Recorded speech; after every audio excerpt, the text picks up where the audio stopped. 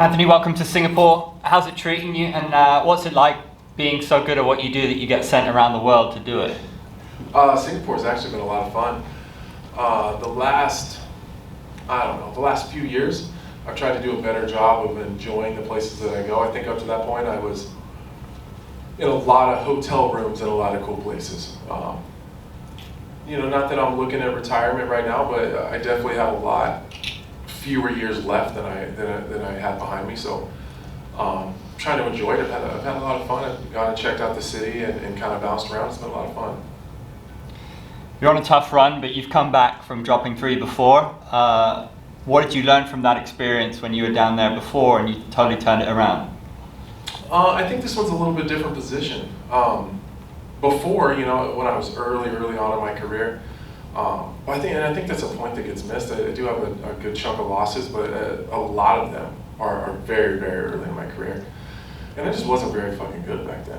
I was making it through a lot of those fights with just will and determination. And this is a little bit different. I've been a bit inconsistent. I think at times I show up and I think it's clear I can beat anybody in the world.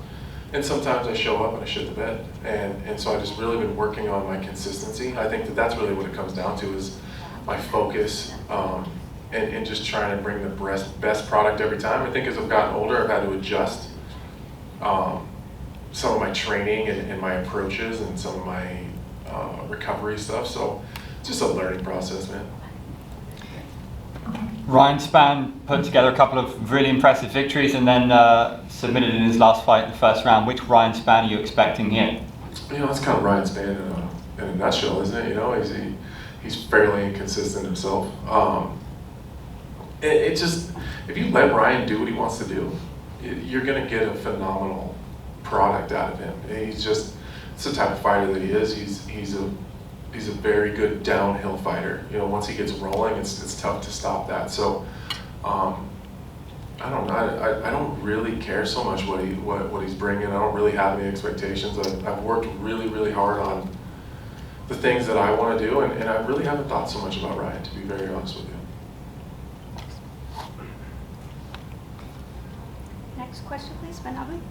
Anthony, so you seems like a reason why keep fighting because of you are enjoying to this journey. But this point, are you fighting against you fought against the Glover in the grappling match, last 2 months ago. So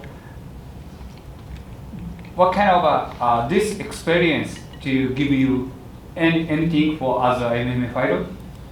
Yeah, the whole reason I'm still here and still on this journey is the title.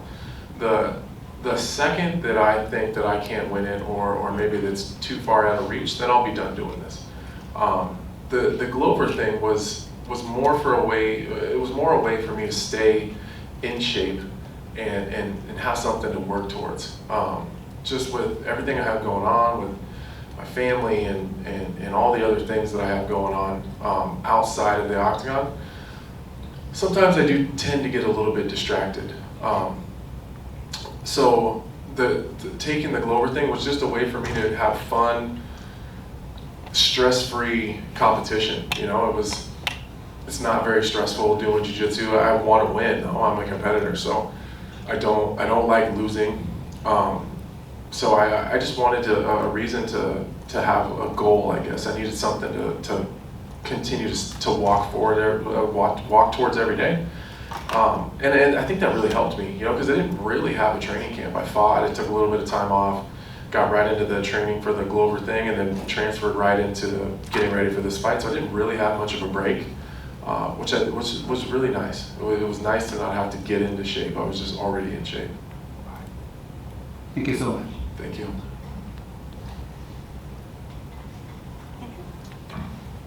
You have a nice history with Glover and some pretty historic moments. How much would it intrigue you to face Alex Pereira? Because in terms of what your goal, he's perfectly placed, and it would be intriguing maybe to fight, Glover's student, friend, training partner there. Yeah, I think that'd be a lot of fun. I like that fight. I like what Alex has brought to the division. I have a lot of respect for him and his game. and I just think it'd be a really fun fight. I think it would bring a little bit of intrigue to the fight just because of Glover and I's history.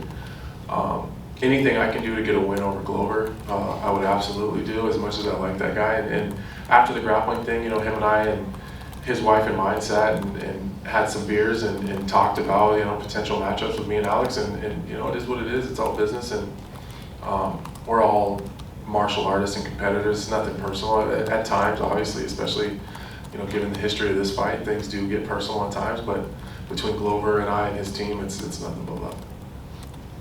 You've been flourishing on the analytical side. What was your takeout from the Jan fight with Alex?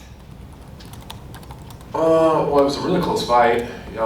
I think probably 50% of the people, had Alex, and I think the other half probably had Jan. I thought that Alex looked pretty good. To be fair, I thought Jan looked pretty good as well. He was able to do a lot of things that Jan Blachowicz typically does to be successful. I think that Alex had a little bit of an eye-opening moment, though, at 205. He's not the large, scary monster that he was at middleweight. He's a fairly normal dude. Now, because he's so technical and has such an incredible striking game, he's always going to be special. But in terms of just his size and power, he doesn't stand out amongst all of the 205ers. And I don't think that Alex Pereira is more powerful and explosive than an Alexander Rakic. He's not going to be stronger than a guy like Ankalaev, or you know what I mean? Like, these dudes are big, powerful, hard-hitting dudes, every single one of them. So because he's such a good striker, he's still going to be special. But it's not going to be just his power and his strength that's going to push him over the top anymore. But I thought he looked good. I thought that his conditioning looked really good, especially at altitude in Utah. I think we've seen Jan Blachowicz had a really tough time with that after the first round of grappling heavy. He looked really gassed after the first. His takedown defense was improved. He looked good even when he was taken down. He had his back taken. He fought well from the bottom, which makes a lot of sense because he does spend a lot of time with Glover, and you're not going to find a much better MMA grappler than that. So it looked to me like he was improving. Jan looked like the same Jan that we've seen time and time again, but at 38 or 39 years old, I don't know how much more improving Jan has to do. But with that said, I thought Jan looked really good as well. We've seen changes at 205 ever since John Jones went up, having held the belt for so long. The best man doesn't always hold the belt, but who in your mind is the best in this division right now? Wow, that's a great question.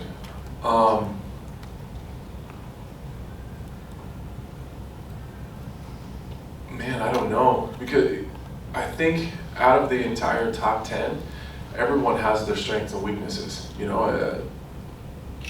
Jamal Hill is a great, incredible fighter, but at times we've seen him taken down and had some issues in the grappling.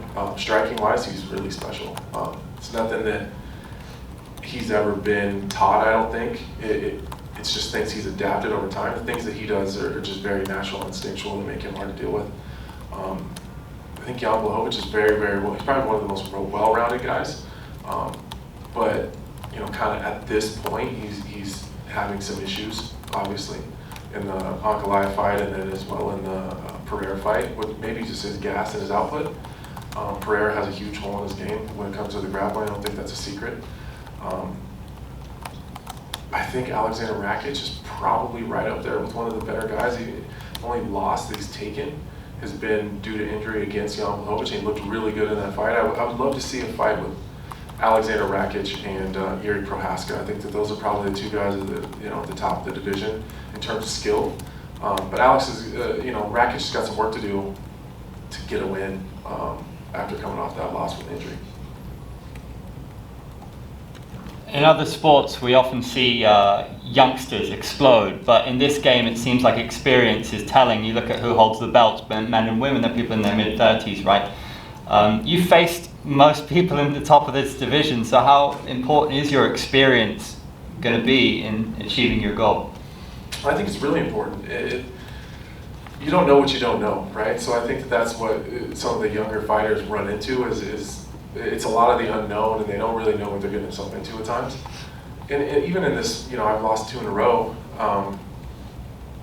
I've been there before, you know what I mean? It's not the end of the world. It sucks, I hate losing, it's the worst thing in the world to me, but I know how to come back from it, and I think that experience just in itself, and just being in bad spots, I've been in, there's not a position in the octagon that you can put me in, or a circumstance, or whatever, that I haven't seen before, and I would be comfortable there. So I think that helps a lot, and I think that even in this matchup with Ryan Spann, I think that's the difference. It's my experience and my fight IQ. Physically, Ryan Spann has an advantage over me everywhere, and he knows it, and I know it, and I told him about it the last time. He's bigger, stronger, faster.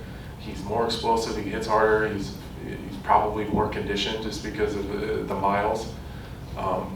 He's gonna absorb damage better than I am probably, but like mentally, it doesn't really matter if you can't put it all together. You know, it's all great to have a fucking Ferrari sitting there, but like if it just sits there, you know what I mean? It's not very fast. So, you know, I think that is the difference with me and a lot of people. Thank you. Thank you. Do we have time for one more question? Does anyone have a question? All right. Thank you very Sweet. much. Thank you, guys.